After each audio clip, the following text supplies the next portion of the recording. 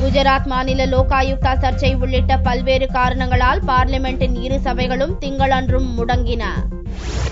முதல்வர் நரேந்திர மோடியை கலந்து ஆலோசிக்காமல் குஜராத் மாநில லோக் ஆயுக்தாவாக நீதிபதி மேத்தாவை கவர்னர் கமலா பேனிவால் தன்னிச்சையாக நியமித்த பிரச்சினை பெரும் சர்ச்சையை கிளப்பியுள்ளது. கவர்னர் கமலாவை திரும்ப பெற வேண்டும் என்று கோரி பாரதிய ஜனதா உறுப்பினர்கள் அமளியில் ஈடுபட்டதால் கடந்த வாரம் தொடர்ந்து 2 நாட்கள் பார்லிமெண்டின் இரு அவைகளும் முடங்கிய நிலையில் திங்களன்று பார்லிமெண்ட் கூடியதும் லோக் ஆயுக்தா உள்ளிட்ட சில பிரச்சினைகளை பாரதிய ஜனதா மற்றும் எதிர்க்கட்சிகள் கிளப்பின. இதனால் ராஜ்யசபா முதலில் பிற்பகல் 12 மணி வரையிலும் பிறகு 2 மணி வரையிலும் ஒத்திவைக்கப்பட்டது.